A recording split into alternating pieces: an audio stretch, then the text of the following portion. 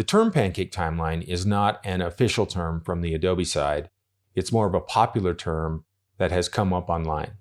And it's not so much a feature inside of the Adobe applications as it is an entire workflow. And when used properly, the Pancake timeline workflow can actually really impact your entire editing workflow inside of Premiere Pro. Timelines can be used to contain different types of content. They can be used as reference timelines. So for example, you could use these reference or source timelines to house different types of content. A source timeline could be something as simple as a day's shoot that you use to throw into a timeline and use that as a source sequence to build out your first rough cut. A source sequence could also be used to house content of a particular topic or a particular theme. So think of these source sequences as organizational elements, reference material that we'll constantly be pulling from as we build out more developed sequences into what I'll refer to as a destination sequence. There are a ton of very interesting ways that you can build out a Pancake timeline workflow. I've seen Hollywood shops utilize one source sequence for every scene in their film, and they're accessing all of these source sequences as they continue to lay out content into their destination sequences and as they continue to work through and build out their edit. It's also really useful if you just want to access external projects. Say, for example, you want to access a project that was worked on by a different company or a different editor. You can drill into those projects and use the sequences in these projects as source sequences in a Pancake timeline workflow. And of course, you can see this would apply to something even like an older archived project where you may want to go in and access certain media, certain clips, certain sections of a timeline and bring those into a new project. So let's start by taking a look at some of the basic techniques of moving content between sequences, and then we'll build on that, exploring some other techniques as we work through this video.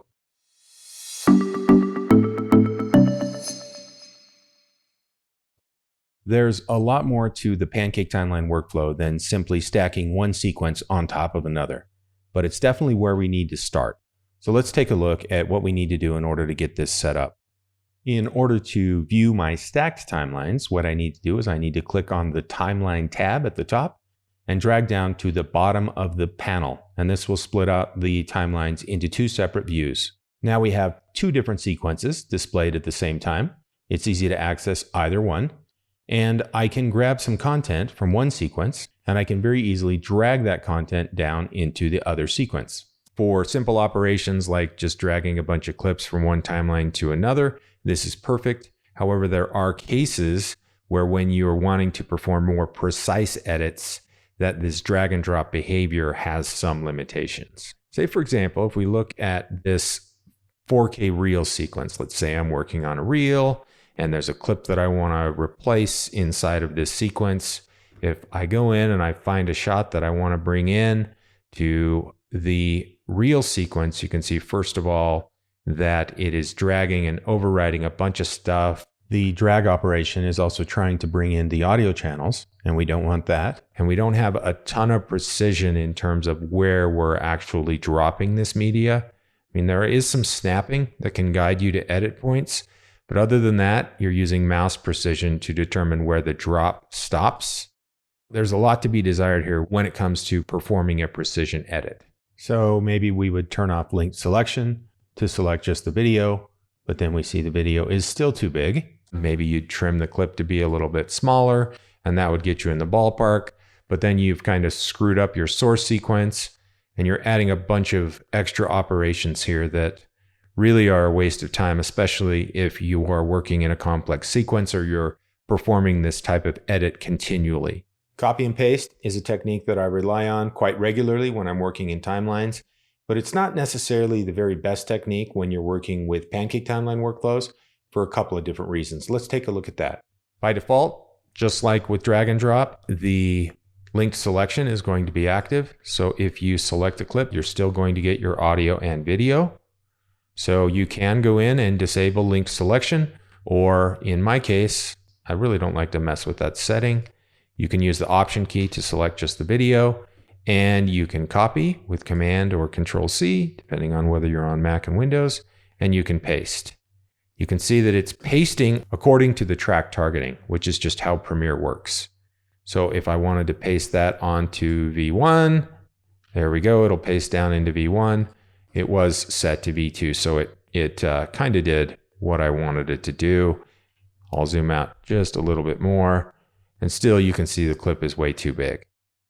One nice thing about copying and pasting is that it can use in and out points. So you can add a little bit of precision to this workflow by setting in and out points in your source sequence, Command C, come back to my destination sequence, and it's pasting in now just the in and the out point. It's a little bit better, but I still don't have complete precision in terms of where it's being pasted in the destination sequence. And I'm still going to have to go in and perform some extra steps in order to get that clip to behave exactly how I want in the destination sequence. Long story short, copy and paste can be used for basic simple operations, but it is not the best thing that we should rely on when it comes to Pancake timeline workflows. In order for us to really take advantage of Pancake timelines the right way, we need to start working with the source monitor, and we need to start working towards performing some 3-point edits. And we need to load sequences into the source monitor. So let's do that.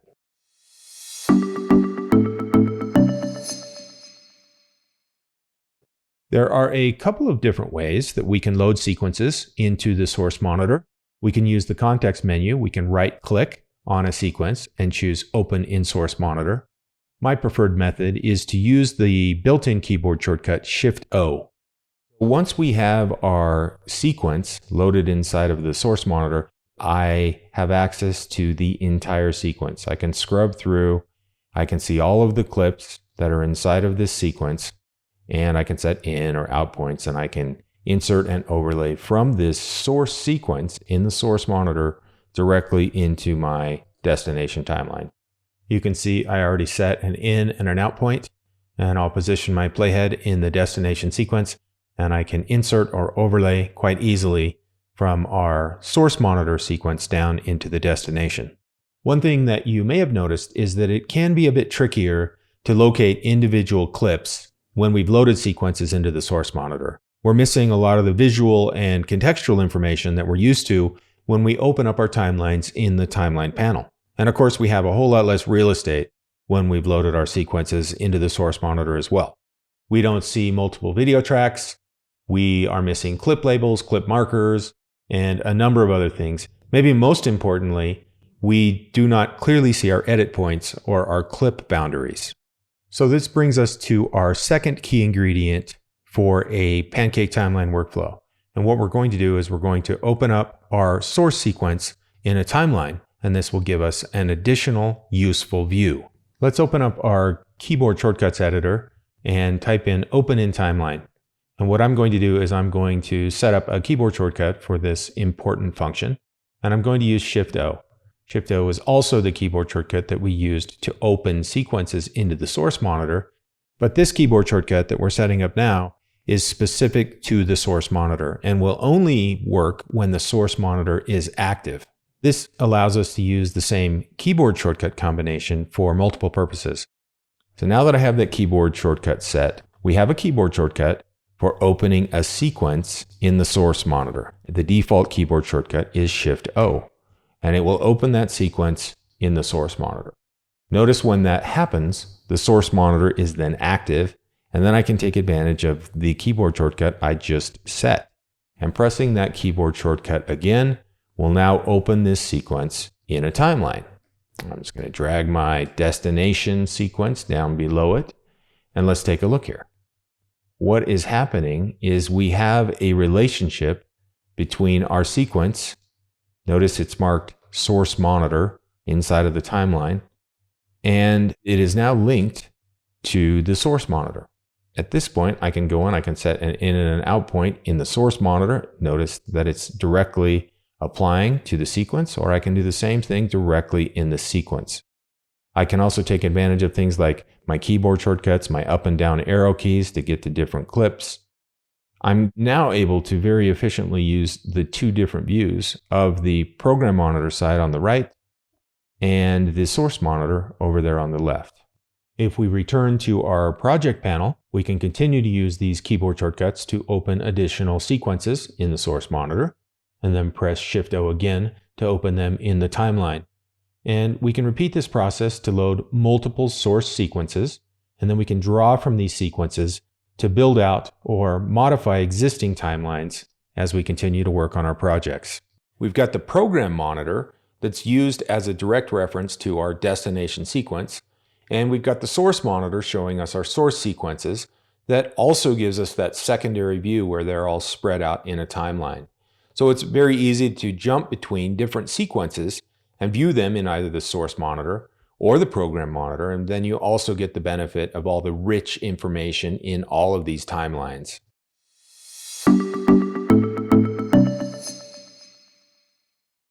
Let's take a look at using the Pancake timeline workflow to lay down a first rough cut. Okay, so I'm going to navigate over into my project panel, and I'm going to locate the sequences that I want to open and use as source sequences. And then I'm going to use the keyboard shortcut Shift-O, and I'm going to press that twice, and that will open each of these sequences into the source monitor, and then it will open them in the timeline. We have ski selects, M3 selects, and 2021 reel. Notice that these all are labeled to the right with the source monitor. I'm going to drag my first rough cut down to the bottom of the panel, so now they are separated. Okay, so let's start by taking a look at the M3 select sequence, and you can see what I have here is I have a bunch of red clips that are laid out in the timeline. The first section is related to some wheel shots. The second section is an overhead shot, a couple different angles. And then over here to the right, we had some clips that I noted needed some more color grading. What I can do is I can use the keyboard shortcut X to mark a clip. This will mark the in and the out points of clips that are contained within your targeted tracks. Okay, so now I can go in and I can see the clips that I may want to start laying out in my first rough cut sequence. Use the X key, and then I can simply use the keyboard shortcuts, the comma key or the period key on the keyboard to perform insert or overlay edits. Then I can move down through my sequence and continue to use the X key depending on which clips I might want to use. Say I'll come over and use the X key to mark a couple of these overhead shots, hit the period key, hit the X key, hit the period key, come back over here to another wheel shot, and say I don't want to mark the whole clip. It's easy enough to come in and just mark an in and an out point, and again, use the period key. I can pop into my ski selects, and you can see I've got some stunt shots to the left, some people shots to the right, or some B-roll over to the far right side. And once again, I can use the X key to mark the clip, and I can continue to lay out my first rough cut very quickly and very efficiently using this Pancake timeline technique. Also, you may have noticed that while I was working in my source sequences, the insert and overlay commands would automatically add that footage to the destination sequence without having to toggle focus. All of the red settings that I've made to these clips on the source sequences are preserved when inserted into the destination sequence. And if I'm working with, say for example, a clip that has lumetri applied, and let's go down and select this clip. Look at our effects controls. You can see that the lumetri effects were also preserved. So if you go through your source sequences and make some changes and get your color tweaked or apply a couple of filters as a first step as you're tweaking your selects, all that stuff will be preserved.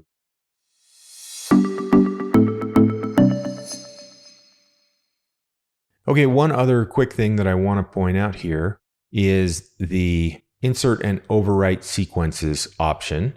And what this does is this gives you the ability to insert from a sequence as either a nest or as individual clips. So let's take a look at how that works.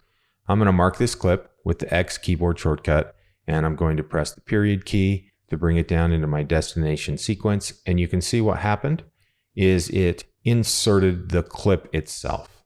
If I come back over here and I toggle this preference over here on the left, and come back down and do the exact same operation, press the period key. What we ended up pasting into the destination sequence is a nested sequence. Some people refer to this as the chem roll option. Just remember, if you're getting unexpected behaviors, or maybe if this setting has been changed and you're seeing something unexpected, that this is definitely something that can snag users from time to time.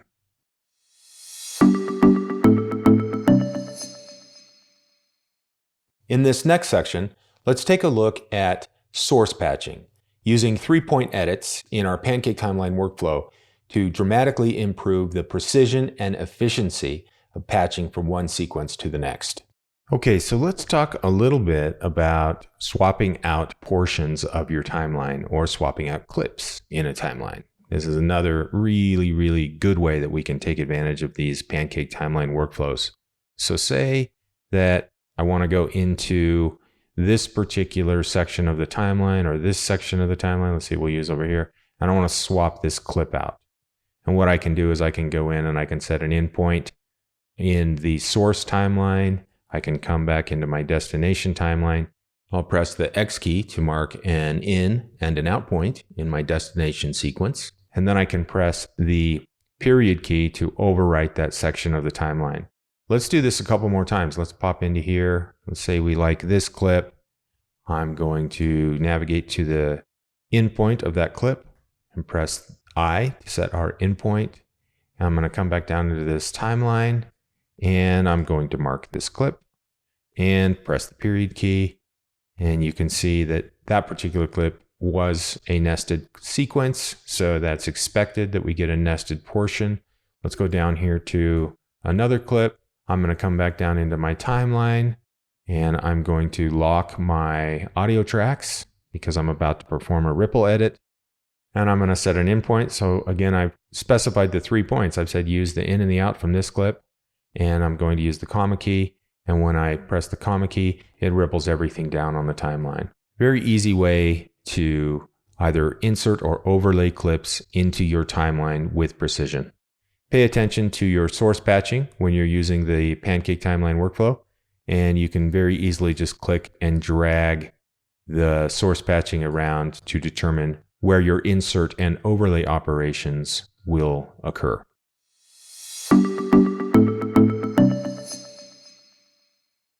Shift 3 is an extremely useful keyboard shortcut when we're working with Pancake timelines. What this allows us to do is it allows us to toggle between active sequences, and it makes it super easy to jump from the source to the destination sequence or vice versa. And if you're like me and you try to keep everything as keyboard driven as possible, you'll probably find this one to be indispensable.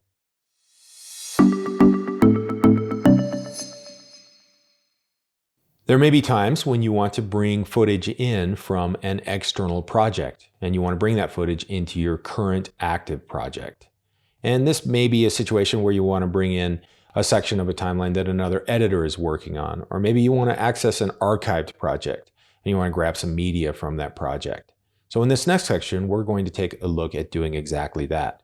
What we're going to do is we're going to use the media browser in order to open and view contents from external projects, and then we'll bring these into our current and active project as part of a Pancake timeline workflow. This one's just a little bit different because we incorporate the media browser and it works a little bit differently, but very, very useful technique. And this will be the last section that we cover in this video. Let's take a look. I'm going to open up my media browser. In my media browser, I'm going to navigate to a project that I have on my desktop called Red Clips. And you can see that the media browser is going to open up that project. It's going to show me the contents. I can look at thumbnails of some of the media in that project, or using list view, I can navigate down and look at particular sequences. If I right click on that sequence, I can choose Open in Source Monitor. And you can see this does something very similar to what we've been doing all along. It loads that sequence in the source monitor. It also opens it up in the timeline. I'm going to drag my real sequence down below, so I have stacked timelines again. When it's loaded in the source monitor from the media browser, notice I cannot delete that clip, and the playhead is red. This is a read-only sequence, and that's what the red playhead is indicating. This is just how the media browser workflow operates. It's a read-only sequence. Now that we have this open in our source monitor, I can use X to mark the clip, and then I can continue to insert or overlay using that as a source sequence. However, I do want to point out one thing. If I come over here and I mark another clip, and once again I insert it into the timeline, we actually got a copy of the first clip that we inserted. And that can be an unexpected behavior for those that don't notice what's going on here. If I switch over to my project panel, I'm just going to undo that operation and hit Shift 1. What we can see is when I did that very first operation of inserting that clip from an external project, it copied the media into the project panel because it imported the media into the active project. And that's just how Premiere works. Okay, so back to the project. I am going to deselect the file in the project panel. I'm going to mark another clip, and I'm going to once again insert that into our sequence. You can see we did get the second clip, and the second clip has been imported. And what happens is when we're importing media from external projects, it becomes active in the project panel after import. This is probably not something you'll run into if you're working with a productions workflow, and something that's really not all that common in general, but something worth noting if you're importing media from external projects. Just something to keep an eye on. Make sure your items are deselected in the project panel as you continue to import media using a Pancake timeline workflow. As you may have noticed, we're incorporating a lot of different techniques. We're editing in the timeline, but we're also leveraging the source monitor as well. And it just kind of brings together a lot of different powerful techniques inside of Premiere into a more comprehensive, complete workflow. If this kind of piques your interest in other areas or other editing workflows in Premiere Pro, check out the other videos that I made. I put together 7 or 8 videos exploring some of the more common workflows inside of Premiere Pro, because I kind of felt like that was maybe one of the neglected areas when it comes to the training content that's out there, is just the idea of exploring different ways to edit. So if you have some interest along those lines, please check out the other videos, and I'll see you around.